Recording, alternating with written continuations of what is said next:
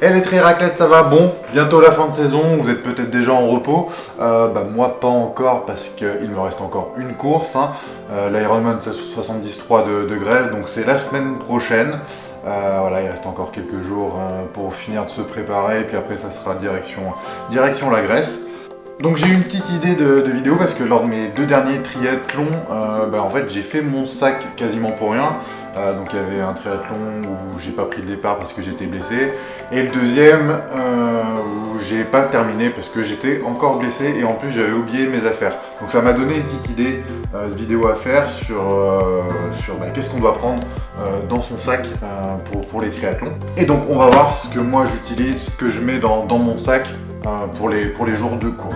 Tout d'abord, d'un point de vue pratique, l'objectif c'est que tout rentre dans le sac, histoire de ne pas être emmerdé avec plusieurs sacs, avec des affaires à la main, etc. Encore que ça peut changer suivant le type d'organisation, suivant le type de triathlon, parce que suivant l'organisation, il y a des sacs qui ne vont pas être autorisés à rentrer sur le parc à vélo. Des fois on va pouvoir laisser son sac sur le parc à vélo, des fois non, des fois c'est une caisse, des fois c'est des sacs en plastique comme sur la belle Ironman par exemple, où on a des sacs pour chaque transition où on doit mettre nos affaires dedans et rentrer comme ça.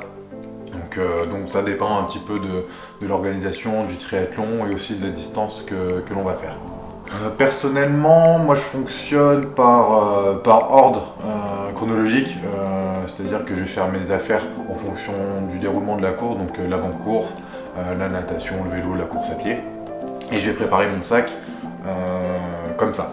C'est-à-dire que je vais faire mes petits tas par terre et je vais préparer toutes mes affaires suivant la discipline. Moi c'est un sac de chez Dart2Trick que j'utilise, c'est le grand sac.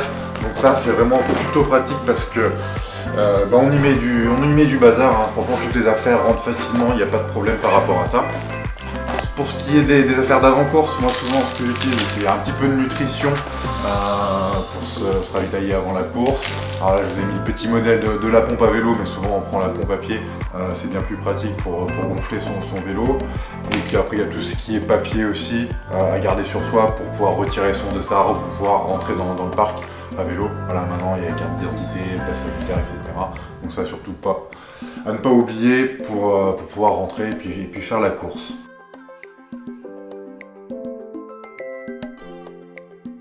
Ensuite pour la natation, donc ce qu'il ne faut pas oublier bien sûr c'est la trifonction.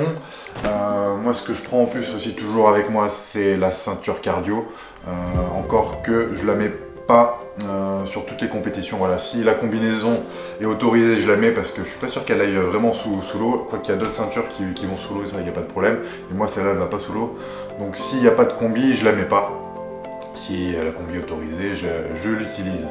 Donc pour la partie natation aussi bien sûr le bonnet de bain et les lunettes. Alors suivant la compétition pareil, le bonnet de bain peut être fourni par l'organisation, et puis bien sûr avant de prendre le départ on n'oublie pas de mettre sa puce. Et puis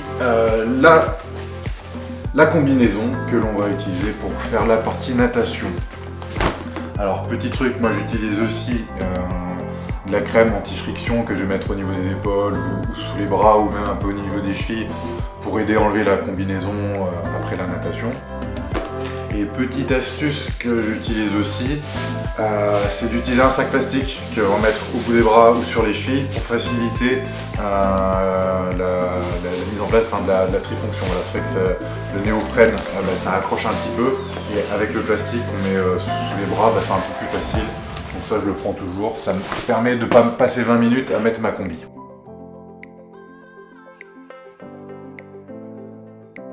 Ensuite pour la partie vélo, voilà, on fonctionne toujours dans la chronologie.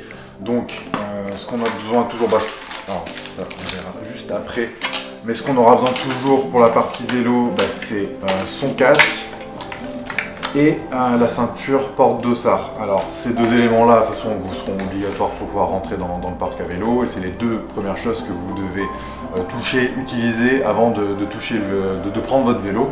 Voilà, pour être sûr de rien oublier. Alors moi sur le casque j'ai une visière, donc du coup je la mets sur le casque, j'ai pas de problème avec ça. Vous pouvez rajouter les lunettes si vous n'avez pas de visière comme ça. Il y a la nutrition que je vais prendre pour le parcours vélo. et le compteur aussi pour avoir toutes les données et éviter de regarder la montre pendant la course. Voilà, le compteur je l'allume avant la course, comme ça j'ai juste à appuyer une fois que j'arrive dessus, il est déjà en route et puis je perds pas de temps à le mettre en marche. Voilà, donc on n'oublie pas aussi les chaussures de vélo. Voilà, alors ce qui va avec aussi pour les chaussures de vélo, c'est les élastiques, voilà, qu'on va accrocher derrière les languettes et puis sur le vélo pour pouvoir partir plus facilement. Moi j'en prends toujours plusieurs au cas où il y en a un qui casse et je le mets toujours sur la gourde avant le départ, comme ça je suis sûr de ne pas les perdre. Voilà, donc quand on parle de gourde, bah forcément une gourde pour se ravitailler pendant le vélo. Après voilà, je reviens un petit peu sur la nutrition. Donc la nutrition, on peut avoir des gels, des gâteaux. En fait ça va dépendre de l'épreuve, hein. Sur un triathlon S, il ne va pas y avoir forcément besoin, peut-être juste un gel.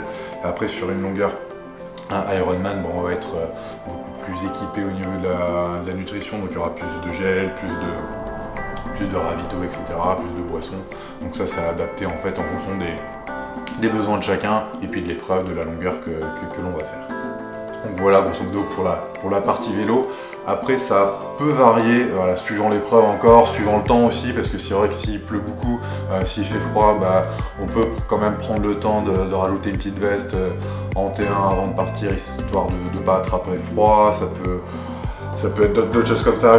Des fois, j'en ai même vu sur des longues distances qui se changent totalement entre chaque épreuve. Bon, ça prend un peu plus de temps, mais ça leur permet d'être plus à l'aise. Voilà. Donc, moi, je fais tout en tri-fonction, mais il y en a qui se changent à chaque fois. Et puis après, il y a tout ce qui est, alors je ne l'ai pas là, mais tout ce qui est matériel de rechange. Voilà, la pompe à vélo à ne pas oublier. Ça peut être une chambre à air, ça peut être des cartouches de CO2 pour la réparation, une bombe anti-crevaison, etc. Donc voilà, alors ça, encore une fois, sur un S, on n'en prend pas parce que si on crève sur un S, c'est terminé, c'est pas la peine. Sur un M, ça dépend. Et puis après, sur un half ou sur un full, forcément, obligé de prendre de quoi changer. Ça serait con de crever 70e kilomètre en vélo et puis pas pouvoir terminer la course. Et dernière chose, je ne l'ai pas dit, mais ça semble logique, prendre son vélo. C'est quand même mieux aussi pour faire la partie vélo.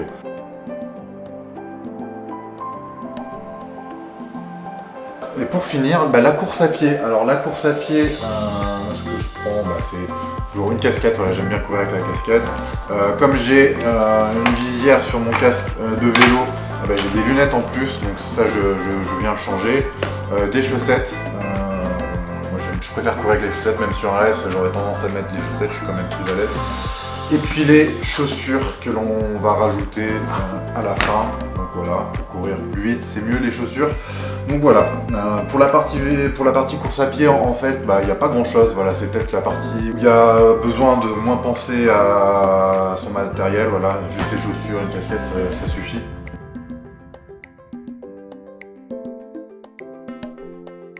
Donc c'est vrai que ça fait pas mal de choses à penser. Moi j'utilise, alors j'avais acheté un sac de transition chez Decathlon, il y avait une checklist et ça du coup je l'ai gardé, j'utilise toujours avant mes courses. Donc voilà, c'est plutôt bien fait. Donc il y avait l'avant-course, la natation, le vélo, la course et puis l'après-course aussi, donc avec tout. Mais ça c'est ce type de liste que l'on peut se faire et puis qu'après on va adapter en fait à soi-même suivant ses besoins.